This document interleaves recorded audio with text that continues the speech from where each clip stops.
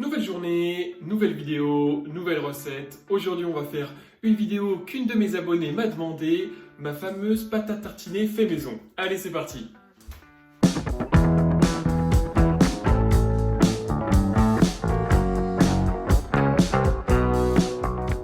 Je remercie Virginie de m'avoir demandé ma recette de pâte à tartiner. C'est avec grand plaisir que je vais vous la montrer, que je vais vous la donner. Elle est super simple à faire, très bonne, vous allez voir.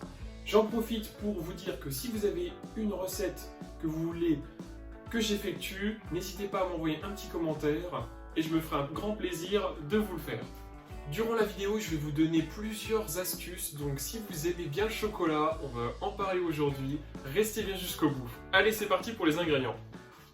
Pour notre recette, il va nous falloir 60 g de noisettes, 10 centilitres de lait concentré, 15 centilitres de crème. Pour notre crème, j'ai fait un mélange de crème à 15% et de 30% de matière grasse.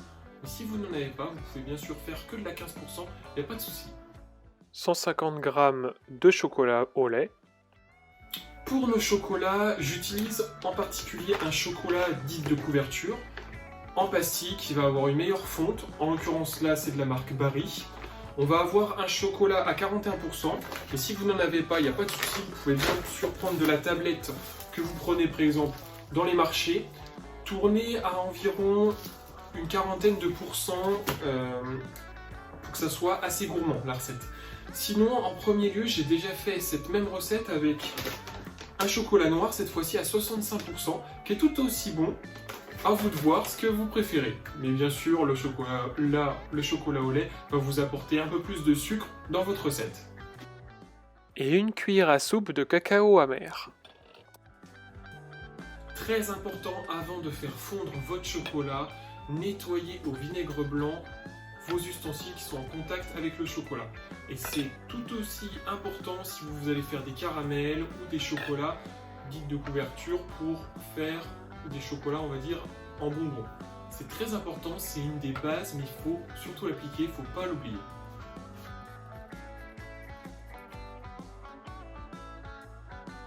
Première étape, on va torréfier nos fruits à coque. Donc qu'est-ce que la torréfaction ? La torréfaction va être qu'on va apporter à un aliment, donc à nos noisettes, une chaleur adaptée pour accentuer ses arômes. Et en l'occurrence, on va en développer d'autres arômes, comme un petit peu un côté grillé, comme pour le café, bien sûr. On va aussi le faire sur le cacao ou même sur le houblon de la bière.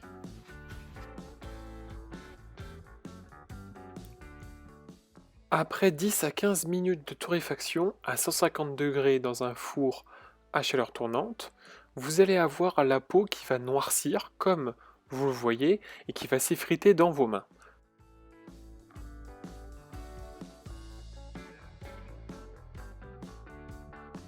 Durant la torréfaction des noisettes, n'hésitez pas, si vous avez un ancien pot de pâte à tartiner, à faire chauffer votre crème et à l'additionner avec. Vous secouez bien et comme ça vous récoltez tout le chocolat qui est sur les parois et ça va vous donner un meilleur goût pour votre prochaine pâte à tartiner.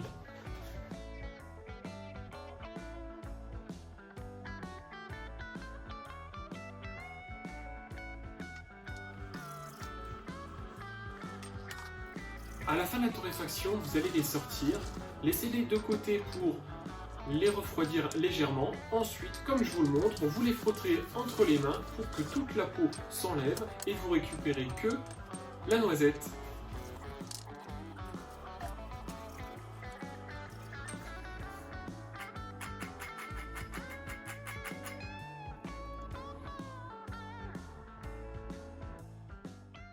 Après la torréfaction, on va aller mélanger les noisettes avec le cacao amer que l'on va broyer, plus ou moins finement, suivant si vous voulez avoir un croquant en bouche ou non.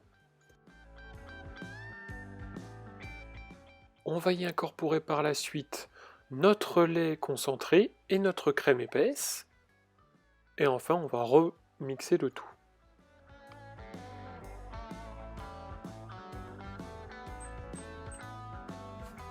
Deux possibilités s'offrent à vous pour faire fondre votre chocolat, soit au bain-marie, tout doucement et toutes les 10 à 15 secondes bien le remuer pour pas qu'il brûle, ou soit comme je suis en train de faire, au bain-marie.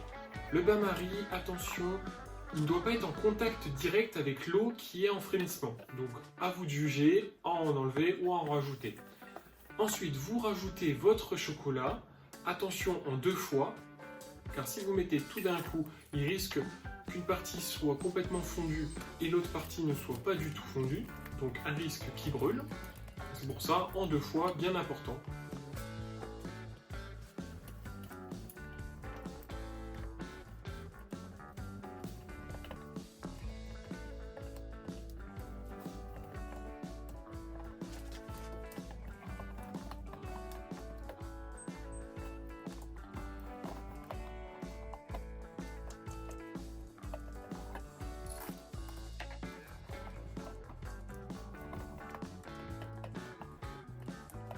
Aux 3/4 de la fonte de votre chocolat, vous allez l'enlever du feu et vous allez, comme je fais avec la spatule, le remuer pour que les derniers éclastiques de chocolat fondent directement avec la chaleur ambiante. Et ensuite, vous y mettez au blender et vous le faites mixer pendant 1 minute 30.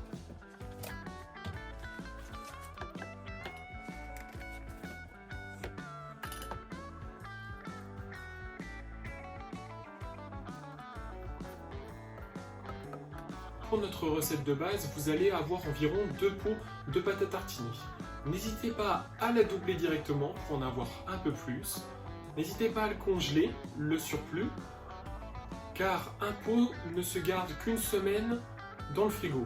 Donc attention, vous pouvez le mettre bien dans le congélateur, ça se garde très bien. Quand vous voulez en sortir, n'hésitez pas par contre à le laisser toute la nuit au frais et non dans l'évier par exemple pour qu'il se décongèle tout doucement. Voilà, ma recette de pâte à tartiner est désormais la vôtre. Elle est très bonne, très simple à faire. Elle va surtout plaire à beaucoup de personnes, à toute la famille, je vous rassure. N'hésitez pas, si ça vous a plu, à me laisser un commentaire, à aimer bien sûr la vidéo et la partager. Et bien sûr, je vous dis à très bientôt pour plus de conseils en gastronomie.